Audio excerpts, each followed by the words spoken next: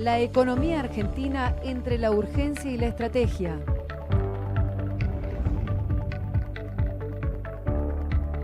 Hernán Lacunza, ministro de Hacienda de la Nación.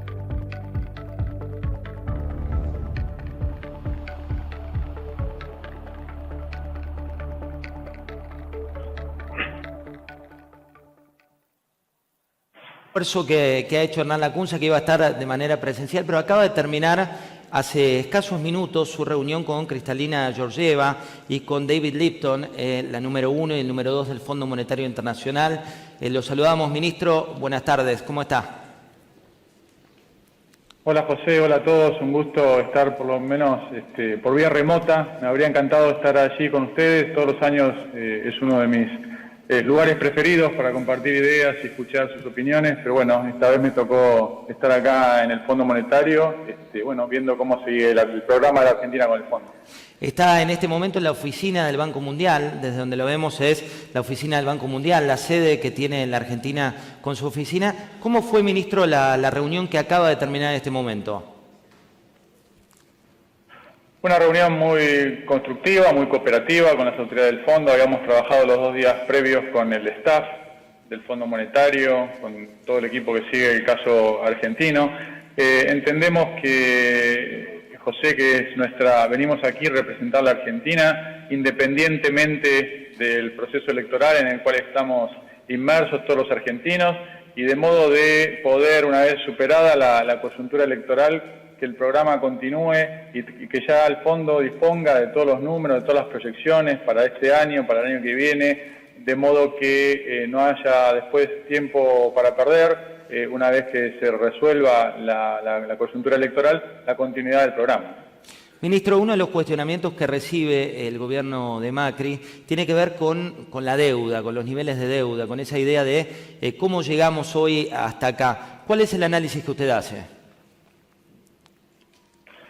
En primer lugar, José, la variación de deuda en un periodo es la suma del déficit fiscal de todo ese periodo. Entonces, cuando uno mira la deuda actual de la Argentina, si parte del nivel de 2015, le suma el arreglo con los holdouts, que era deuda previa, no registrada o no contabilizada, si querés, y le suma el déficit de este periodo, llega al valor actual de la deuda, que son 310.000 millones de dólares, con lo cual, en definitiva, la deuda depende del resultado fiscal. Lo mismo ejercicio se puede hacer para el periodo anterior, 2015, donde hubo un aumento de la deuda de 43.000 millones de dólares, que fue una combinación del déficit de ese periodo, que casualmente también fue en ese lapso 60.000 millones de dólares, pero parte se pagó con aumento de deuda y parte con baja de reservas, que es lo mismo en definitiva, digamos, o equivalente, subir pasivos o bajar activos, de modo que para tener una deuda más baja, que todos querríamos, tenemos que tener menor déficit fiscal, con lo cual hay alguna inconsistencia ahí que a veces se escucha, José, alta deuda y ajuste. En realidad hay que elegir una de las dos críticas, porque la verdad que si no, una es contradictoria de la otra, ¿no? ¿Y cómo se puede salir de esa deuda después, el día después? Nosotros entendemos que la Argentina, bueno, a raíz del resultado de las PASO, que no voy a entrar en consideraciones, pero evidentemente hubo un cierre de mercado, un cierre del financiamiento voluntario a la Argentina, lo que comúnmente se llama un stand-stop.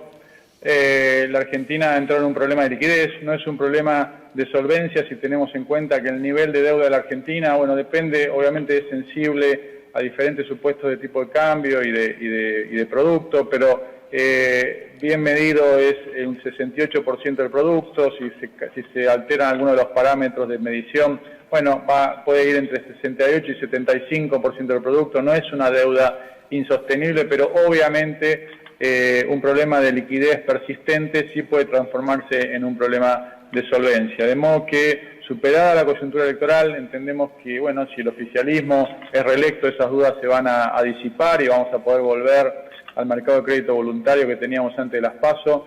Y si el voto no nos acompaña, bueno, habrá que encarar allí, escuchaba a los colegas en el panel anterior, habrá que encarar un proceso de renegociación de la deuda. Básicamente entendemos que el objetivo central es, bueno, despejar un poco, desahogar los vencimientos del próximo periodo, que son un poco ajustados los requerimientos de acceso al mercado de los próximos años, y entonces sí, con un perfil de deuda más desahogado, poder restablecer el equilibrio también en el mercado financiero y en el mercado de cambios. Entonces, las medidas que nos vimos obligados a tomar a fines de agosto y principios de septiembre, se van a volver obsoletas porque va a haberse restablecido el equilibrio macroeconómico en esos mercados, ¿no? Hemos hablado mucho en el panel anterior de la presión tributaria y muchos de los empresarios que están aquí cuentan como uno de los problemas más grandes que tienen para crecer esa presión tributaria.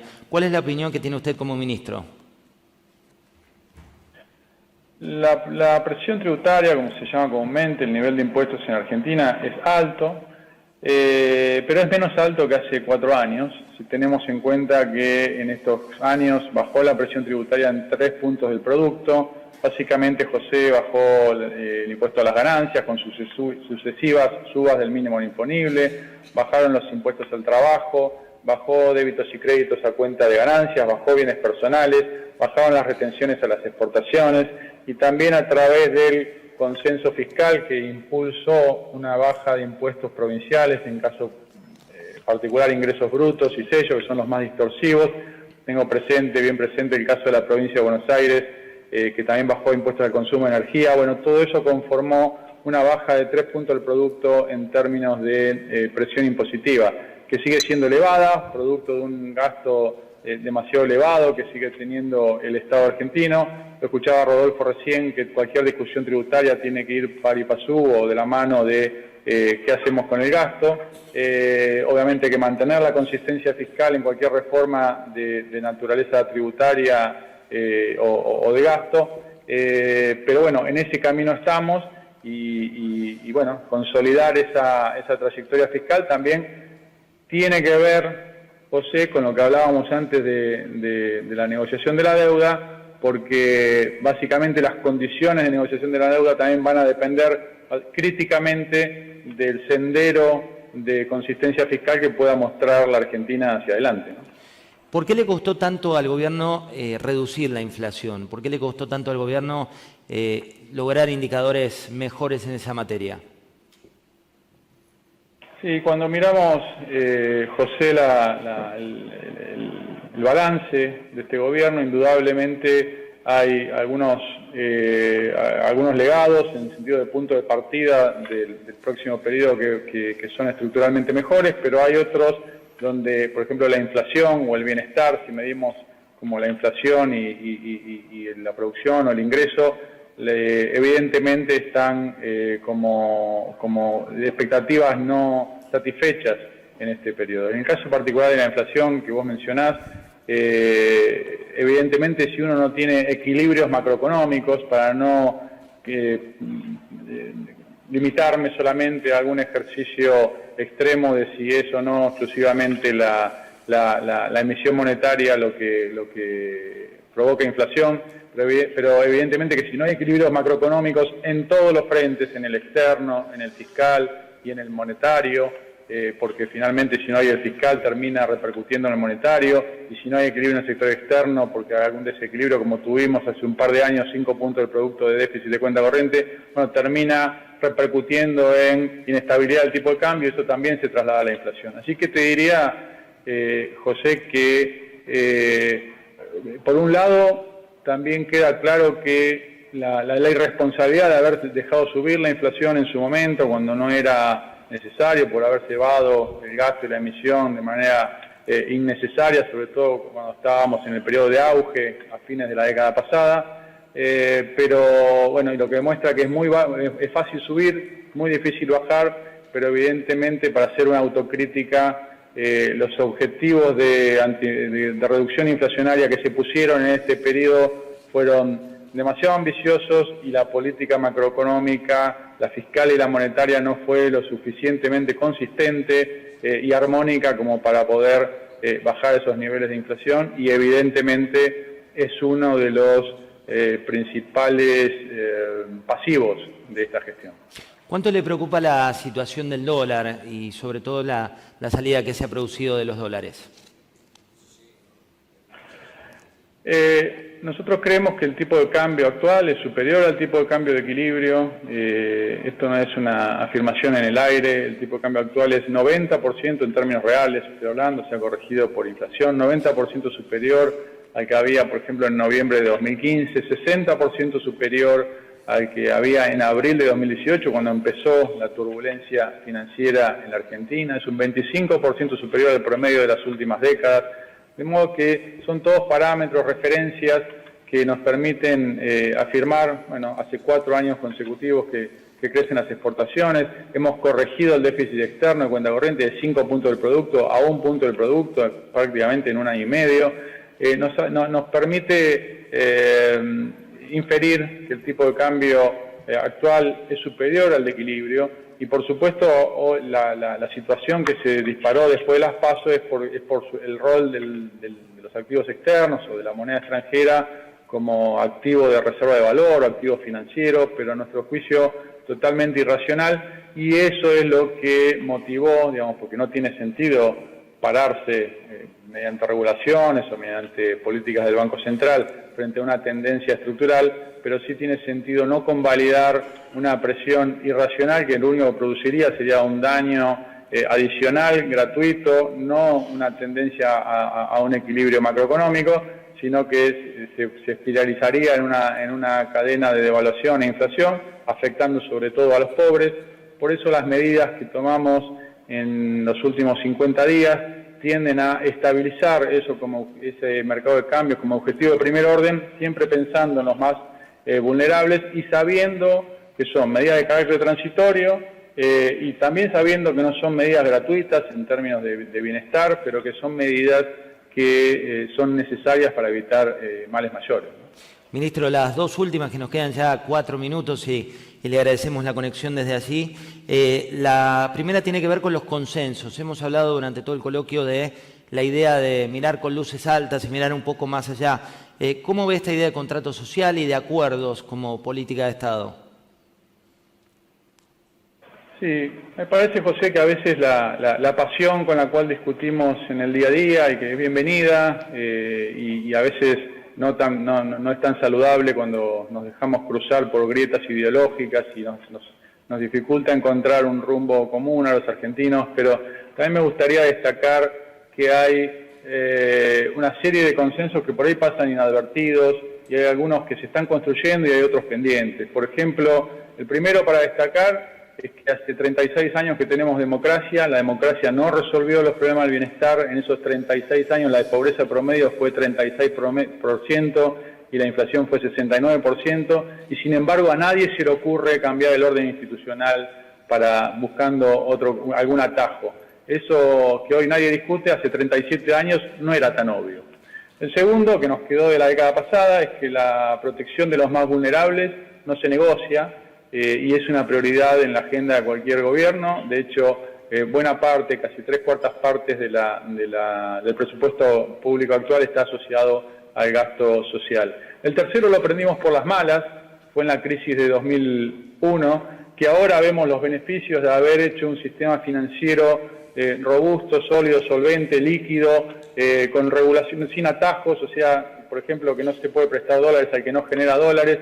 Y eso, por ejemplo, ahora el sistema financiero fue un amortiguador y no un propagador de la crisis como fue en otras oportunidades. Hay otros consensos que se están construyendo, por ejemplo, en la campaña, por ejemplo, que antes no eran tan obvios, que las estadísticas públicas tienen que decir la verdad. Ahora tenemos que también saber respetar esas estadísticas públicas, por ejemplo, con la controversia que hay respecto al nivel de deuda. Otro consenso que se está construyendo es que el equilibrio fiscal es una condición necesaria para tener estabilidad, porque, digamos, financiado vía emisión genera inflación o vía deuda puede generar problemas con los pagos. Ahora, me parece que para el próximo periodo también hay un consenso también que pasa medio inadvertido, bien coyuntural, José, que es el que, si recordás, hace 50 días los pronósticos apocalípticos que había para este periodo preelectoral en Argentina después de las PASO, y sin embargo con la concurrencia, y aquí tengo que reconocer también la corresponsabilidad y la prudencia que manifestaron todas las fuerzas políticas en el sentido de todos queremos ganar las elecciones, pero eso no es una excusa para poner en riesgo los ahorros de los argentinos. También es un consenso de corto plazo, pero que hemos sabido priorizar la estabilidad por arriba de las apetencias partidarias. Para el futuro me parece que en el próximo periodo de gobierno, que esperemos que la voluntad popular nos acompañe, creo que tenemos que estar de acuerdo en generar políticas de una coalición pro-exportadora, en el sentido para darle sustentabilidad macro a cualquier programa, para no asfixiarnos con las divisas como nos pasa cada vez que empezamos a crecer, y también una coalición pro-empleo. Vi que había un panel o más de un panel respecto a las políticas laborales y al empleo, en el sentido que es el gran cohesionador social, o sea, el que le da sustentabilidad social a cualquier programa de reformas macroeconómicas, que obviamente sin ese consentimiento político son insostenibles, ¿no? La última, parece una vida en este país, pero recién está cumpliendo ahora esta semana 2 meses al frente del Ministerio. Detalles de la reunión que acaba de terminar, algo más de lo que nos dijo al principio. ¿En qué consistió la reunión y qué pasó? No, José, la reunión fue el epílogo, si se quiere, de las reuniones de trabajo de estos 2 días. Como te dije, vinimos como Argentina, más allá de la coyuntura electoral y nada más que para, no como un gobierno en particular, sino como argentinos, a compartir con el fondo nuestras proyecciones, nuestras ideas, nuestras políticas y sobre todo para que resuelta la incertidumbre electoral, no haya tiempo para perder en términos de conciliación de números y de proyecciones fiscales y monetarias. La Argentina, y el fondo esto lo reconoce públicamente, la Argentina ha cumplido con todos sus compromisos fiscales, monetarios, cualitativos, cuantitativos. El programa está vigente, había empezado a dar sus resultados económicos quizá más tarde de lo pensado en términos de reactivación y baja inflación. Obviamente el proceso electoral, las PASO interrumpieron esa tendencia, pero entendemos que superado este paréntesis electoral vamos a poder volver a ese sendero y eso es lo que estamos conversando con el fondo. Ministro Hernán Lacunza, muchísimas gracias. Un placer y bueno, un saludo a todos.